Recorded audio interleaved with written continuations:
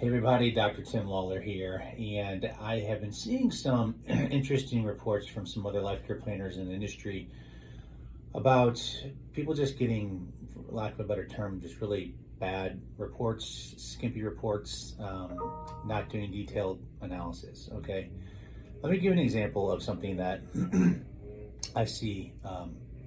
I've done life care plans on before. Let's just take a wheelchair bound individual, whether it's a paraplegic or quadriplegic individual. A lot of people think when you're doing a life care plan, it's only about costing the medical piece. Now, that's why me as a physician life care planner come into play. And yes, I can attest and get a lot of those answers on the medical side of the house, right? So they're typically going to be seeing many specialists, neurologists, physiatry, ortho specialists, maybe. Many, perhaps even more. Okay, and that's all important. And they're going to have a certain amount of visits, in addition to maybe, excuse me, therapy they need with occupational therapy, physical therapy. All that needs to be costed out, right? But that's just one piece of the pie. The other piece of the pie is having to see what their whole entire life looks like, right? What is their home situation?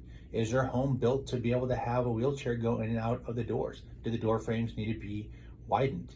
Do we need to have a ramp installed?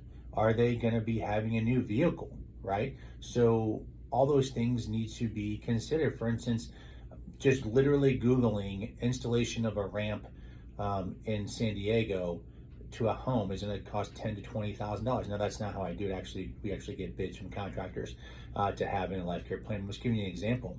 Then, for instance, a wheelchair, they can cost anywhere from $2,000 all the way up to $50,000, depending on how much bells and whistles. And again, we get specific recommendations from the treating providers to see which kind of wheelchair they need, how often it needs to be replaced, etc.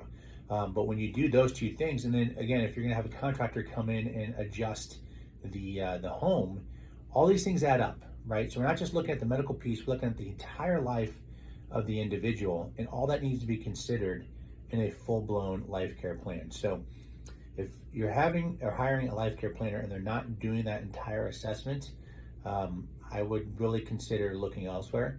I'm more than happy to look at any case you guys might have, and please don't hesitate to shoot on over to me. So that's it for this one. See you guys.